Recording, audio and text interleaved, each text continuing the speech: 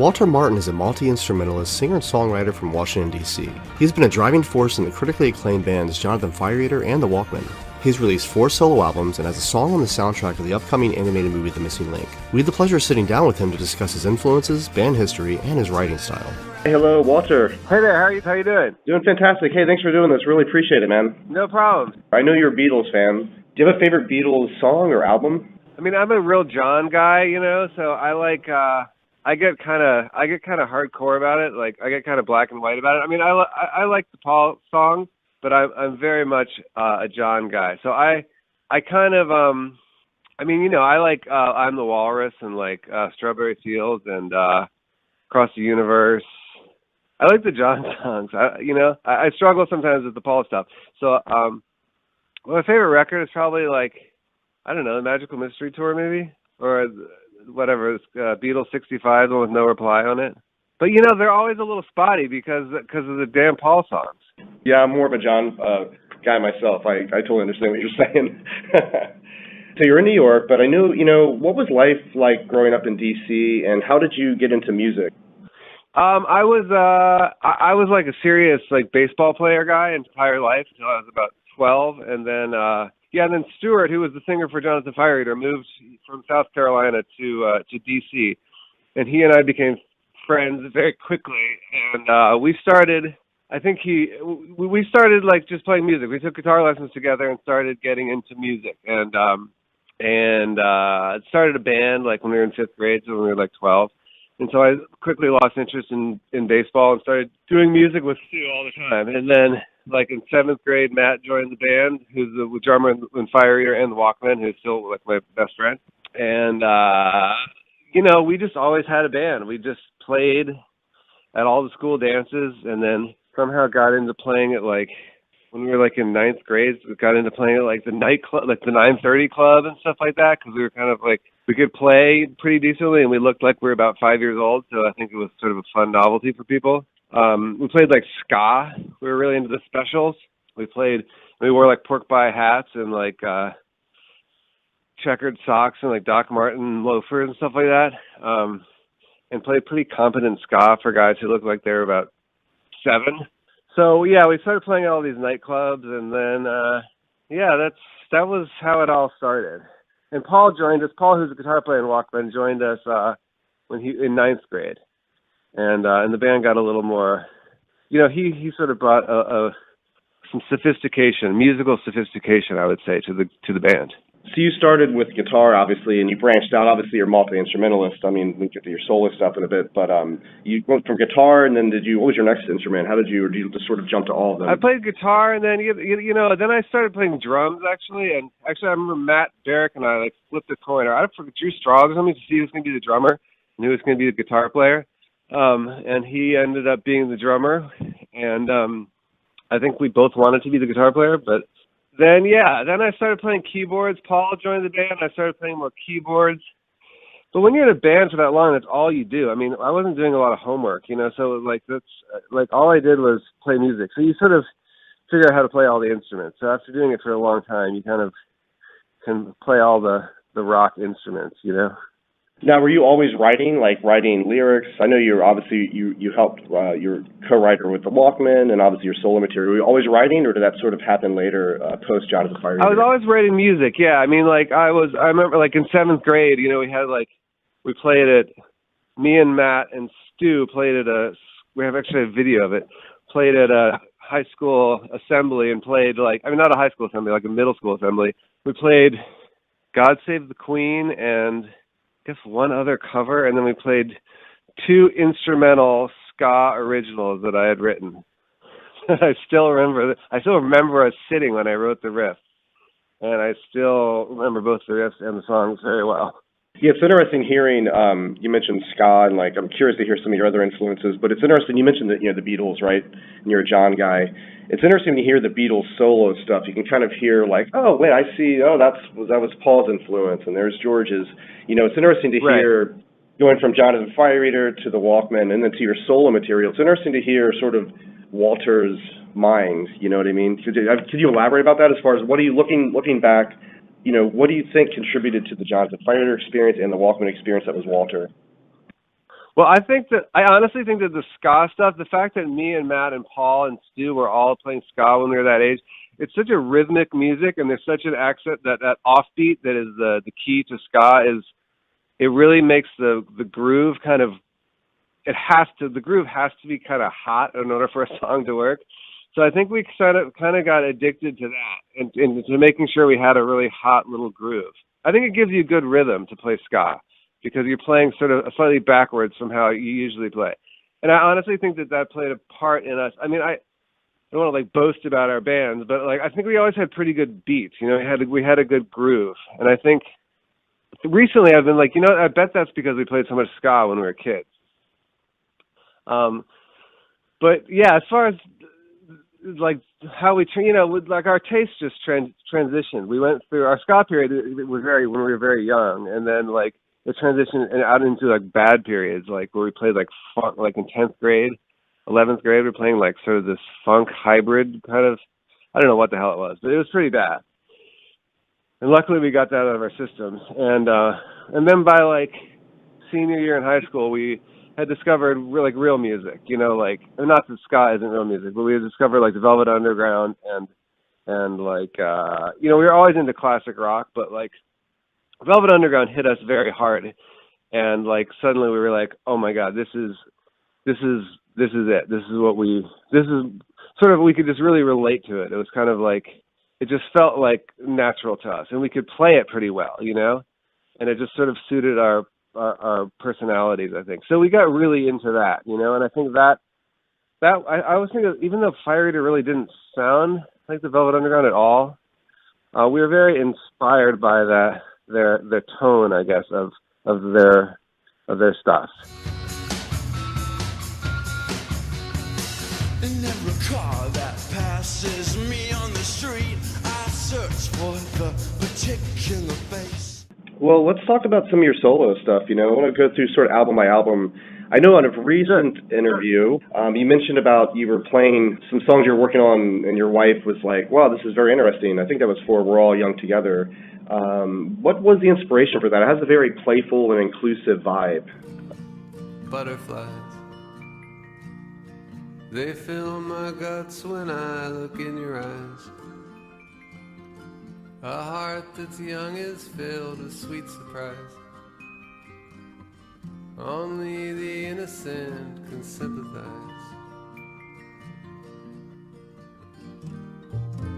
I don't care about. I just, you know, it was like, I think I just wanted to do the opposite of what I'd always done before. So I was drawn to things that didn't have anything in common with the Walkmen, really, especially the Walkmen, just because I had been doing that for the last, 12 years. And I really needed to figure out, you know, I really wanted to figure out how I could, you know, I never imagined during Walkmen that I would, you know, because I'm a pretty shitty singer. I'm not like a singer kind of person. And so I really wanted to figure out a way to be self-sufficient, kind of, you know? And I was like, you know, I do like a lot of singers who are shitty singers, you know? And I think a lot of the way that they make it work is by just kind of being themselves and being funny and like human and approachable, and just like, you know, where you're listening to the words, you're not listening to like the way the person's crooning or whatever. So I knew that it had to be all lyric. The lyrics had to be the whole thing, and that it had to be sort of, you know, very, very me, like no unfiltered me. So I just started writing stuff like that, you know. I just started writing whatever the hell came to my mind. And, you know, I'm a big, like, 50s rock person, like the Coasters, that kind of music. I'm, like, obsessed with it. I mean, I'm obsessed with most kinds of music, but that stuff, I feel like I'm obsessed more than most people are with that stuff. So I felt like I feel very comfortable, and like I really have my head around that kind of music. So I started writing stuff like that, you know, and it felt very me. And I played it for my wife, and she was like, wow, that's you. That's very you. And I played it for my mom, and she was like, cried. She was like, oh, my God, it's Walter. So I was like, yeah, it just felt right. So I didn't really think about it too hard. I didn't have any commercial ambitions or anything. I was just like, it was like a lifesaver for me, actually. Looking back at it, I don't really actually know what motivated it entirely, but I'm so glad I did it. It was very much just like a pure expression of self, is what I think of, and that was it. And so and thankfully, like, I have no idea why, but it does it has sort of connected and gotten me. I feel like I have a pretty stable thing happening now, which is kind of a fucking miracle. So it's I'm thankful for that record, and whatever impulse in me helped me make that record. Well, the feeling of the record, it really, and we can talk about it in a few minutes, but obviously it maybe opened doors for your, your song that's going to be in a major animated movie, the song Do Dilly Do, A Friend Like You. That river flows. Yeah, all I see that's guiding me is the fuzz on the end of my nose. Oh, but I believe in destiny or whatever it is that brought a friend like you to me. Do you feel there's Right? Yeah. Sort of opened the door to that in a way? Like, did someone hear that and spark an interest and say, "Wow, I think this guy can contribute to this album or for this soundtrack"?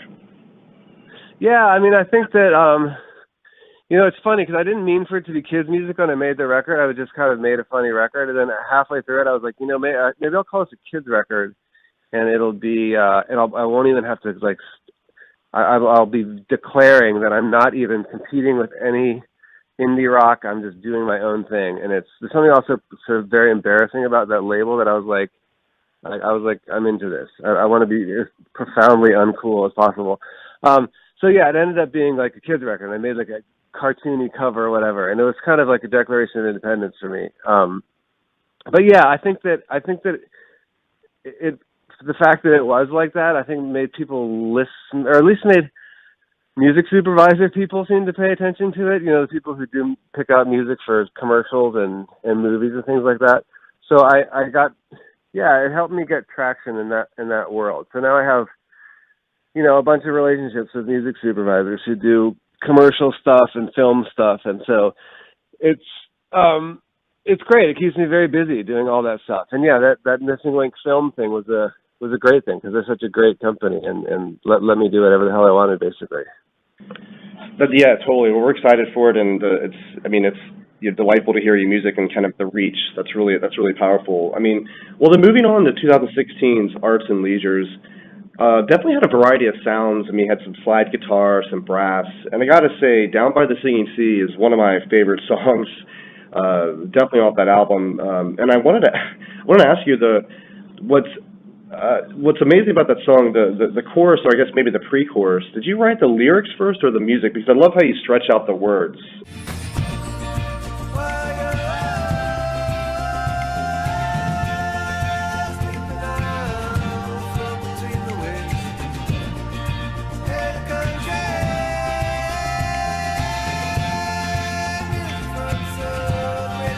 And it's really it's funny, yeah. It's funny because that actually was all the lyrics were for.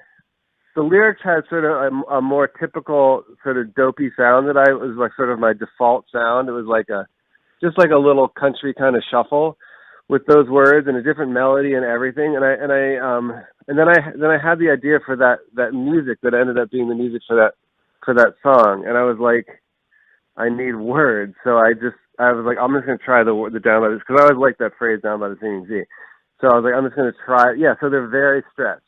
So they're supposed to be in a more compact little sort of country shuffle, and the lyrics got totally stretched. Which was sometimes it works great, and sometimes it doesn't work at all. But in this case, I thought it was cool to have the sort of comical word or whatever the hell words they are stretched over it was worked out great, I thought. Now, do you find when you write those, is there like a single narrative, or is it sort of, I would almost back to Velvet Underground, like Lou Reed's writing. I would say like not every song was a single song. It's sort of bits and pieces of smaller, multiple stories. Would you say it's a single narrative with your music, or is it multiple narratives going on? I think that I like, with most of my songs, Down by the Singing Sea is one of the exceptions, but with most of my songs, I really want people to know exactly what I'm talking about. I like to be sort of not use metaphor or anything like that, and just to just tell a straight story, and just to be engaging. So with the first line, you know what I'm talking about. The second line, you know what I'm talking about. It's just, I like clarity in the lyrics, and just for there to be a very clear story. So yeah, that's what I try to do with. I feel like my song is not done and successful until it has that sort of feeling, and then something lyrically interesting happens, or funny, or something happens lyrically. So the lyrics are really the whole thing. But with songs like Down by the Sea, they're less so. You know, I do like having some songs where it's more with like that one has like a doubled vocal. You know, it's like two me's singing the whole song. Which I, you know, it makes it harder to understand the words. It's a different sort of vibe, but I do like having those where it's less like hanging on every word kind of song. So I have a couple of those that I'm recording now, actually, and there were some of those on my Arts and Leisure record too. I like sort of feel like sometimes I think it's hard to listen to a record all the way through, and like if you miss a word and you like get in halfway through the song, you're like, what the hell is this guy talking about? It's nice to be able to just casually listen to music sometimes. Completely understand, yeah. So then the following year, you know, My Kind of Music, very much more storytelling. You begin with the poem on the wishing well. I threw a penny in the wishing well, and I made a wish as the penny fell. And I wished for a song, a tune where some words might belong. And I wished for a guitar too, so I could play. You know, what inspired that album? Was it a collection of just songs, or were you going more for a threaded narrative there? I mean, that was a lot of that was like pieces that I had recorded before, and I really wanted to make another kids record, so I had a lot of songs that were sort of unfinished, and so I finished a lot of songs. That one was not. That was the least deliberately written record that I've made.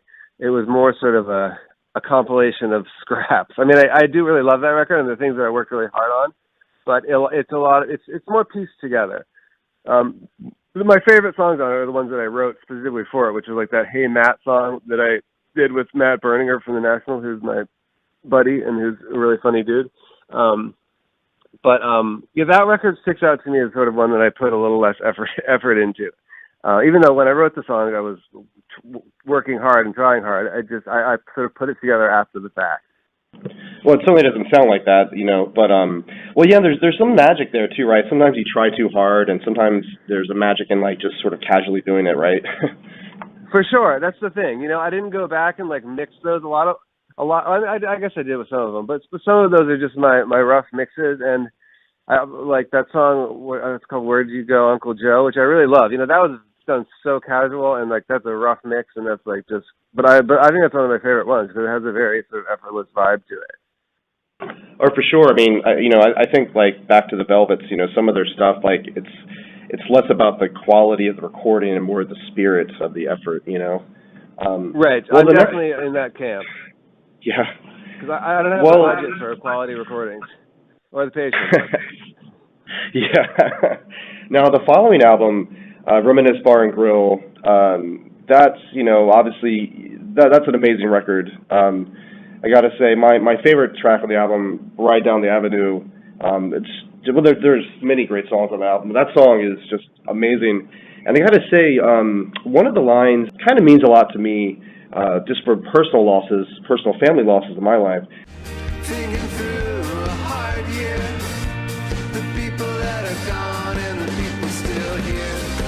Now I work for both, I do, but If I can ask, what was your inspiration for that line and for that song? Well, that was just about like, I don't know. I think a lot of what I do is I write for myself and I think of like my kids and my grandkids listening to it's sort of selfish in a way what I do, because I'm trying to just, I don't know, express what it's like to be me right now. And so when I think of what I'm writing, I do think of like my family a lot, and about like, and I think of, whatever, that year, like my wife's grandmother, she was raised by her grandparents. My wife's grandmother died, and just like, I think about, you think about the people who've died, and that you hope what the work you're doing, is something that is meaningful and that they are approving of. And so, yeah, that's what I meant by that. And the song, I Can Run Now from the Hellbounds, But I Can't Hide, musically, that's a really interesting song. Obviously, great beat, maybe it's going back to the ska, but the ska roots. But what's interesting is I don't even know if there's a bridge in that song. I mean, not sorry, a chorus, or the bridge sounds like the chorus, in which is the name of the song.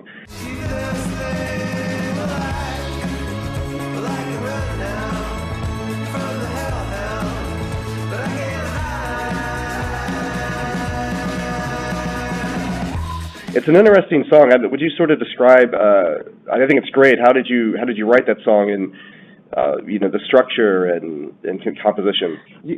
Yeah, that's another one. That was a 6/8 song, like a dun dun dun cha dun dun dun, like a slow song, and it was just sounding very dreary. But I liked the words a lot, and I liked the sort of darker melody a lot. But slow, the darker melody with like my voice and stuff, it was just kind of like. I was not feeling it, so I was like, let me. I want to put just like a hot beat on it, just to see if I can bring it to life, to bring the chords and words to life, because I like the chords and words a lot. And so I just put a hot beat on it, and then I started liking it. I was like, wow, this is great. It's like sort of a sad song disguised as like a party song, and. Yeah, that was about the extent of it. Yeah, as far as the structure, yeah, I think it's more structured like a slow song. It doesn't have like a big chorus, really. Yeah, it's sort of like a cycle kind of thing. But yeah, it's just about like going running in the park and fear of death, health.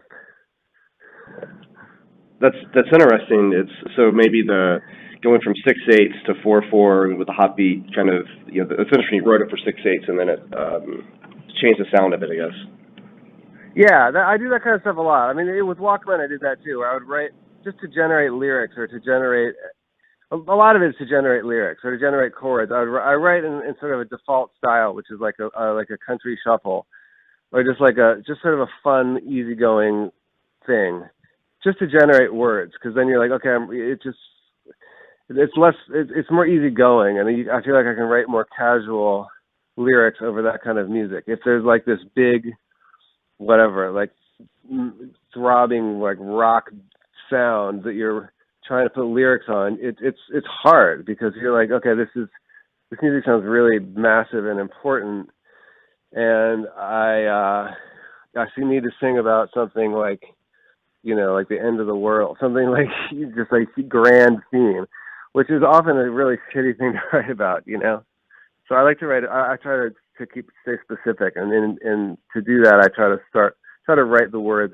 with just a teeny little sort of a dorky sound, and then sometimes I will, make the music bigger and cooler after the fact, but sometimes I won't. Now, the Walkmen, going from JonathanFireeater, obviously, great band, moving to the Walkmen, going from clubs to festivals to playing on Conan O'Brien. I mean, looking back, does it feel like a whirlwind? I mean, what was that experience like, Walter? Yeah, it's just kind of like it was a whirlwind. It went by so fast, It was just kind of like, I mean, I remember the day it was after Fireeater broke up. Matt and Paul and I, who is the drummer and guitar player, we, the guys who I was talking about, who we played together since we were whatever, like 13. We sort of didn't know what the hell to do. It was like we wanted to keep doing music, so we built like a recording studio in Upper Manhattan, and I guess our plan was to run it as a business, which is a terrible plan, and to record bands, even though we didn't know how to record bands.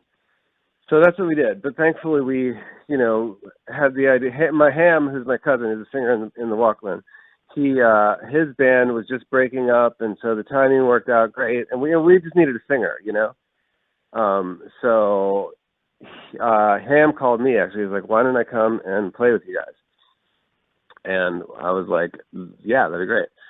So he came. I don't even think he was planning on being, maybe he didn't want to be bold and say that he should be the singer, but it was very clear he should be the singer. So he started singing, and then, the band was sort of formed quickly. But, at that age, we weren't like thinking about like a career or anything. We weren't like, it's very much like, I don't know what, I don't, at least I wasn't. I don't know what the hell I was thinking about.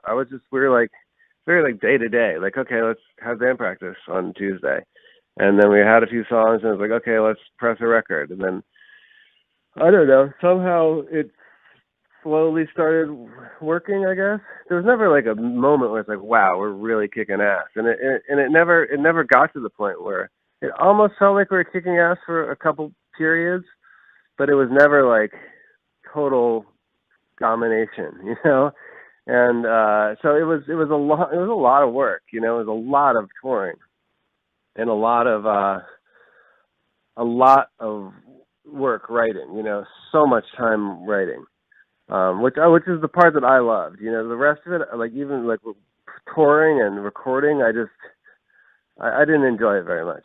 At the beginning, I guess I did, but it was a long thing. It was the only life I knew, though. So you know, it was like it's what happened. So you obviously, and your cousin Ham, you know, were you both sort of, would you call yourself sort of the principal writers of the Walkmen? I mean, I know Peter and Paul, I know they all write, but were you guys the main writers, or was it a joint collaboration?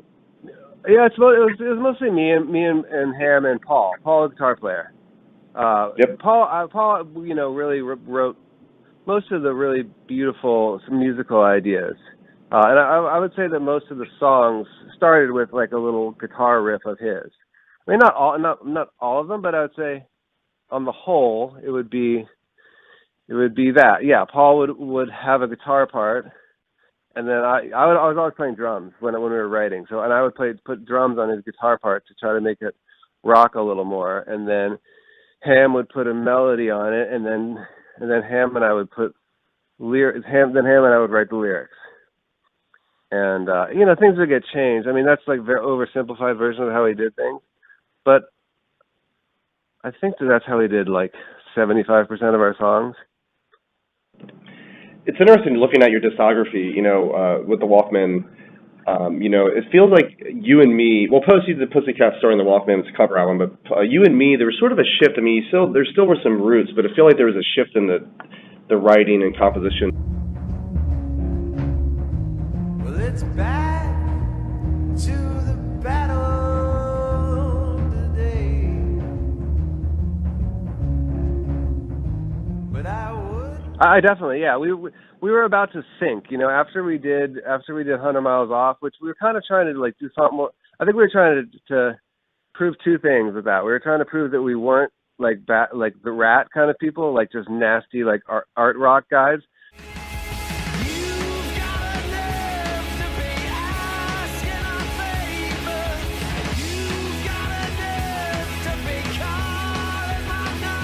So I think we were trying to prove that we had a sense of humor. So we did songs like Louisiana, and we like dressed up like cowboys and stuff like that. Louisiana, come go away with me. And then we, but at the same time, I think we also wanted to prove that we could really still rock. So we had these sort of pretty bad, like really, it's hard to beat the Rat as far as rock, you know. So I think we were trying to, and it sounds like we're kind of flailing. So I have very little love for that record. So I do like the Louisiana song, I guess. Other couple, I like that other one with bongos on it, Brandy Alexander. There's worse ways to see it, baby. Set fire and watch it burning. But yeah, after that we were gonna break up. You know, it's like we weren't really feeling it. And then I'm sure it was Paul, who I think he had moved to Philly, started, as he always would, start sending little 45-second guitar things up to me and Ham. And we'd be like, oh, that's pretty good. And then, you know, then he'd send another and be like, oh, that's pretty good. Maybe we can make a song of this. And the next thing you know, I was like going down to Philly like 2 times a week, and we were working on music, and then we had stuff going, you know, and we really wanted to make that good. That was just like, not that the whole world was paying attention, and very few people were paying attention, but we wanted to prove that we wanted to prove something, that we were good, you know. So we really put a lot of work into that. In my mind, we really switched to 6/8 a lot. I think that was our way of trying to not compete with the Rat, and with our previous like rock stuff. So we there's a lot of 6/8 on that. It was more like lyrical and more, I'd say emotional, whatever, and pretty. I mean, there was still some rock, and there's always some rock in what we did, but I think it was more balanced with being, more romantic and stuff like that. And that's when we really started focusing on lyrics a lot. So what are your days like today, Walter? I mean, obviously you're a family man. You have two daughters, I believe? 2 daughters, yeah.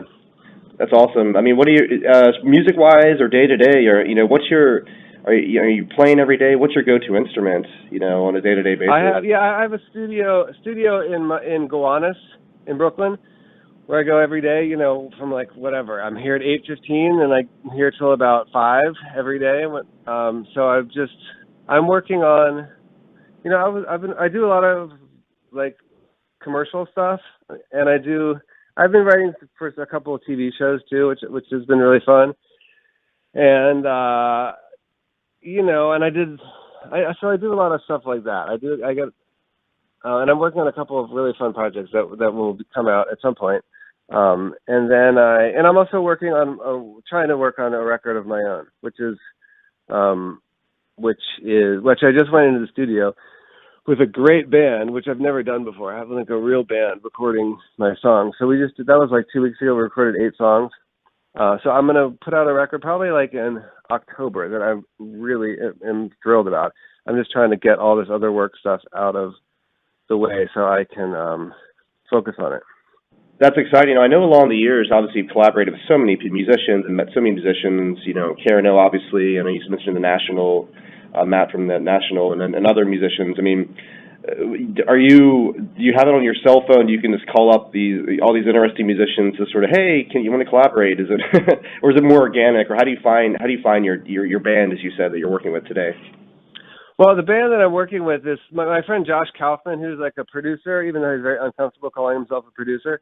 But he is a producer and he's the best musician I've ever met in my life. He put together this band. They're all musicians. Actually, it's mostly people who play it on that song that I made for that movie. Cause I had a big budget for that movie, which is cool. So I got to hire my fantasy band.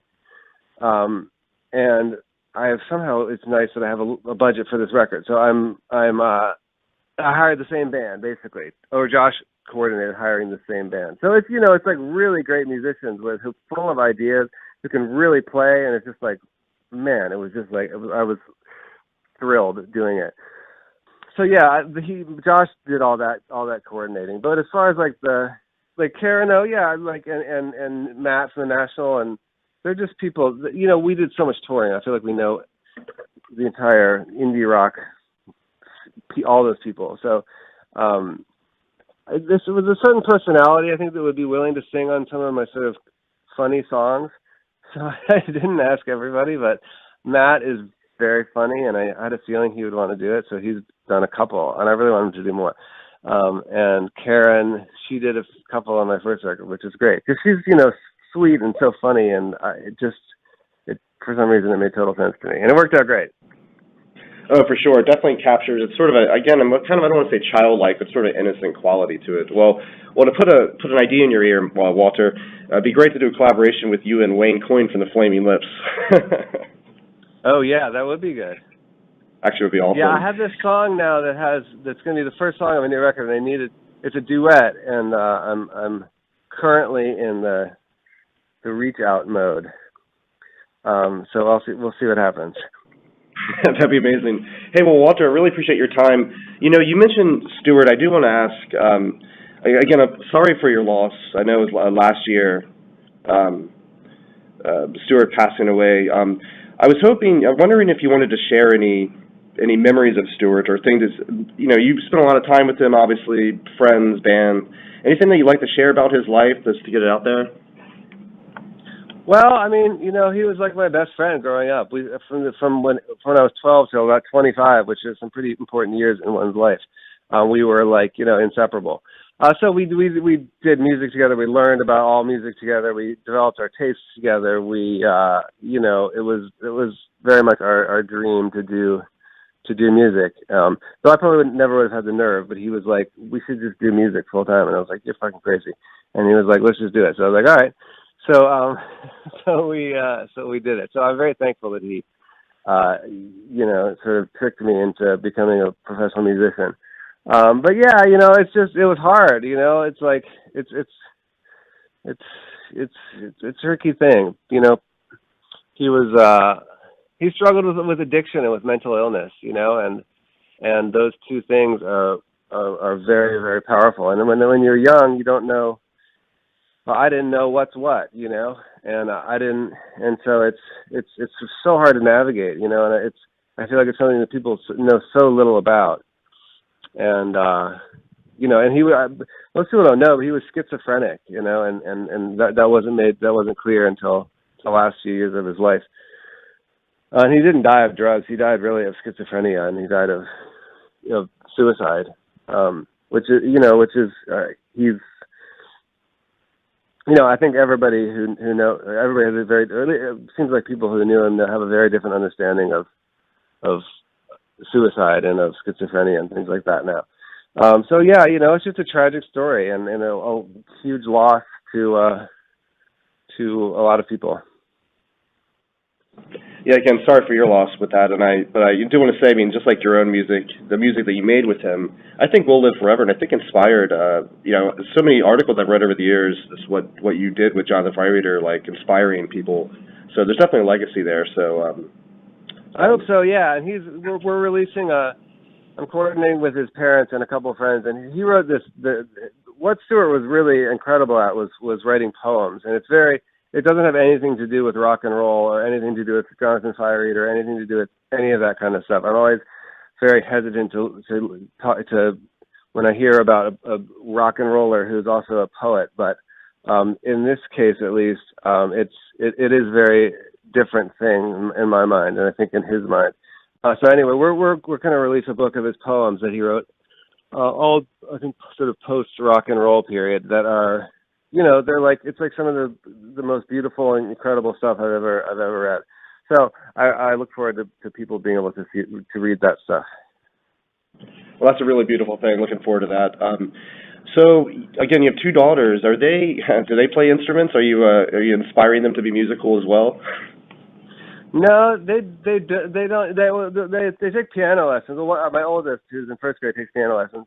No, I'm not. I was kind of scared of the idea of my oldest one, Louise, she started dressing kind of like, she wears like jean jackets and stuff like that, and it feels like she's trying to look cool and kind of rock and roll.